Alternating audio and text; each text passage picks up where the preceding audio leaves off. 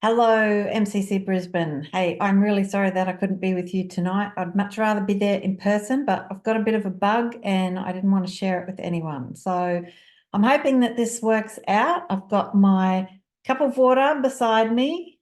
My phone is on silent. I've locked my dog in a room with treats so that he doesn't bark. A plane just flew overhead. I'm hoping that you didn't hear that. Anyway, let's give it a go and hope for the best. Hey, I just wanted to give a bit of a plug for the congregational meeting next Sunday. Want to emphasize nothing bad has happened. We're not talking about anything specific, but the board and I just want to make sure that there are a number of opportunities through the year for people to bring their voice, bring their concerns, bring their ideas. We have an end of year survey that we do, and that gives us some really helpful ideas.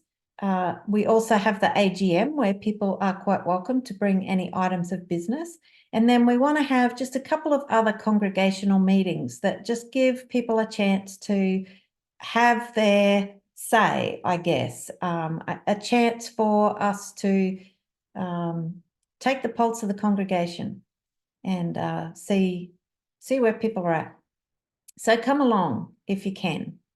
That'll be great. Of course, you can always bring ideas, suggestions, concerns to any of the board members, to Josie, to myself at any time as well. All right. That was a really strange Bible reading, wasn't it? I mean, that is a very strange miracle story. This is the only time in any gospel where Jesus has an off day. It's the only time when Jesus tries to heal someone and it doesn't work.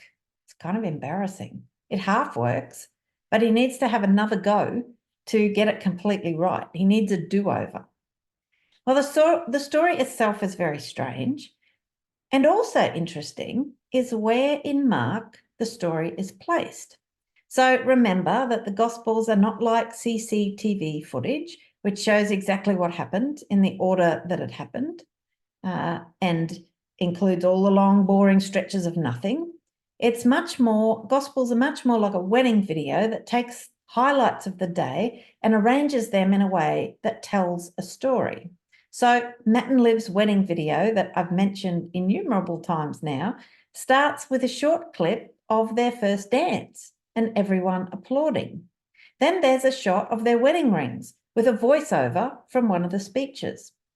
You see, sometimes there's a message, not just in what happened, but also in how the story of what happened is told. So here's how Mark's story is put together.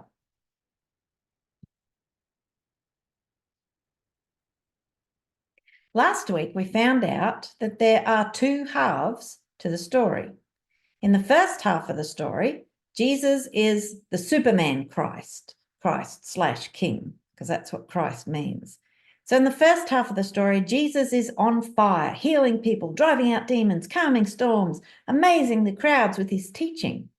But in the second half, in chapter 8, the tone changes dramatically and we see Jesus as a suffering Christ King.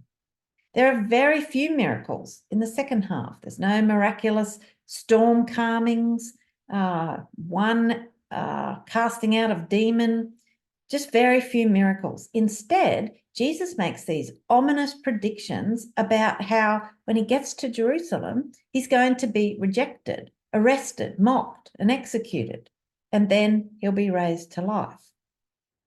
So the first half of the story is set in Galilee, the rural backwater of Palestine, and the second half takes place in Jerusalem, the centre of civic and religious power. What I didn't mention last week is the bit that bridges these two halves. It's the part of the story where Jesus and his disciples travel from Galilee to Jerusalem. And in this little gap in the middle, it's kind of like a bridge more than a dividing line. In these 2 and a bit chapters, things happen in cycles. There are 3 cycles. Each one consists of Jesus talking about his coming death, the disciples showing their misunderstanding of what Jesus is on about, and then Jesus taking the opportunity to try to teach them to sort out their misunderstanding. So those cycles look something like this. So we've got a prediction of death in chapter 8, a misunderstanding and a teaching on discipleship. A chapter later, the whole thing happens again. And then finally in chapter 10. So the first time that Jesus announces he is going to suffer and die is in chapter 8:31. Peter has just declared that Jesus is the Christ King. The words are hardly out of Peter's mouth when Jesus tells them that he's going to suffer, be rejected, and killed. And Peter is very disturbed at Jesus' words because this is not how a king should be talking. If you're going to overthrow a kingdom and establish your own in its place, there's no place for such defeatist words. So Peter takes Jesus aside and in 8:32, here's the first misunderstanding, reprimands Jesus for making such a glum prediction. But Jesus pushes back very strongly. He says to Peter, "Get behind me, Satan. You don't understand what God is doing. You're looking at this from a human perspective." What's more, and here's where the teaching on discipleship comes, Jesus then tells his disciples and the crowd following him that just as he is going to suffer and die, if anyone wants to follow him, they must deny themselves, take up their cross, and follow him.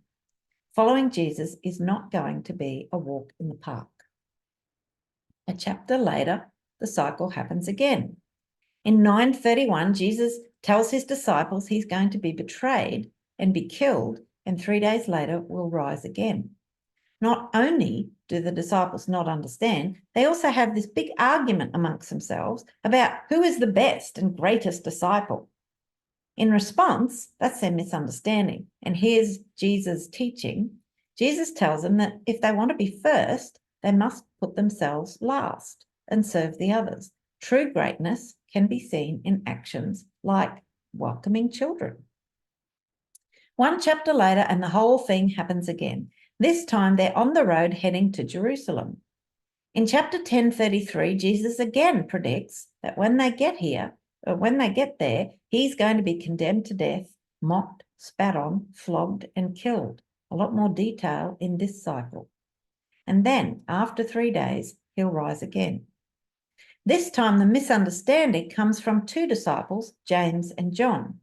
It's as if they must have been like checking their Insta account and didn't hear what Jesus literally just said, because they ask if, when Jesus is on his throne, they can be the ones who sit on his right and on his left. Later in the story, we see who it is who ends up on Jesus' right and on his left.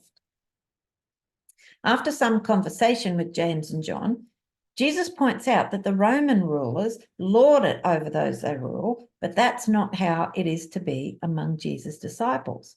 Instead, whoever wishes to be great must be a servant.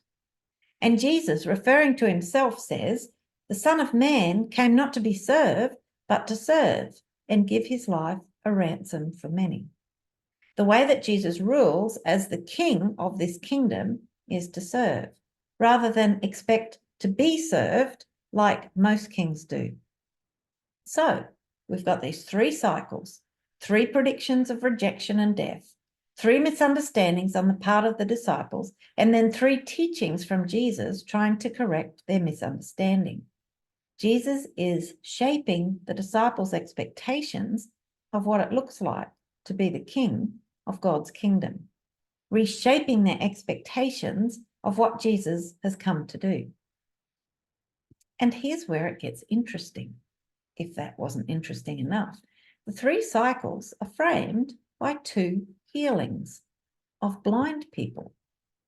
The first is the one that we heard in our reading. A blind man is touched by Jesus and starts to see, but with very blurry vision. He can't see clearly. He needs a second touch from Jesus before he can see clearly. It's only after Jesus lays his hands over the man's eyes a second time and the man looked intently that he could see everything clearly. A little bit like Peter, who sees enough to know that the one standing before him is the Christ King, but not enough to understand that Jesus' kingship is going to involve suffering and giving up his life. Apologies to anyone here with a vision impairment. I'm not sure how you feel about blind people being used as metaphors, but it happens a lot in the Bible. 2 chapters later, after 3 cycles of Jesus predicting his suffering, the disciples' misunderstandings, and Jesus' teaching, trying to help them see, and there's another healing, this time of a blind man named Bartimaeus. And there's quite a contrast between the 2 different healings. The first man is led by others to Jesus. Jesus takes the man away from the village, away from the crowds, heals him in those 2 different stages, and then tells him to go home without going back through the village. No fanfare, no witnesses, just a very quiet, private healing. Bartimaeus, on the other hand, is loud and brash. He's shouting out to Jesus, refusing to be quiet, even when the crowd tries to shush him. When Jesus calls for him, he throws off his cloak and leaps up, strides over to Jesus in front of everyone. When Jesus asks him what he wants, Bartimaeus says, "I want to see." Jesus doesn't lay hands on his eyes, doesn't spit saliva into his eyes. He just says, "Your faith has made you well." And immediately, Bartimaeus gains his sight, and we're told that he begins to follow Jesus on the way to Jerusalem, where suffering awaits. A journey from Galilee to Jerusalem, with the disciples following Jesus, but constantly misunderstanding. A journey from the backwater of Galilee to the center of power at Jerusalem. And a journey from blindness to sight, with a lot of blurry vision on the way. What is it that Mark wants us to see? In some ways, it's impossible to see when you read Mark through the first time. That's why that strange ending of Mark is so important. The ending that points back to the beginning. Remember, the angel said, "Tell his disciples that Jesus is going ahead of you into Galilee." Go back, the angel says. Follow Jesus back to Galilee, back to where this whole story started. And read it again, this time with the end in mind. Because Jesus can be understood as the powerful Christ King only when he's understood as the suffering crucified one. The nature of the kingdom can only be understood when you've read the whole story, when you get to the cross and understand that Jesus is the sort of king who gives up his life for his people. That all that authority and miraculous power that we saw working through Jesus in the first half, Jesus uses it to serve and not to be served. That the kingdom Jesus rules over is not like the kingdom ruled over by Caesar. In Jesus' kingdom, greatness is measured not by the power that you wield over people, but by your service of people. And if you're serious about following Jesus, you're going to have to wrestle with this. Caution, a healthy dose of common sense, and a lot of reflection is needed around this, because this theme of serving instead of being served, of putting yourself last, has been terribly misused in the church many times and in many ways. Holding self-sacrifice up as a noble virtue has a lot of pitfalls, especially if it's the pastor or the leaders in the church who are demanding self-sacrifice by the congregation. It can be used to trample on people's healthy and proper boundaries. It's not something that can be imposed by one person on another. But there is something profound here that I think is woven into the fabric of God's universe, something that we need to understand. It's hard to see, And perhaps it's only possible to see when Jesus opens our eyes to see it. And he might need to do that more than once. May the God of this story we live in open our eyes to see who Jesus is and to see where Jesus walks so that we may follow his footsteps through our story too. I'll see you next week.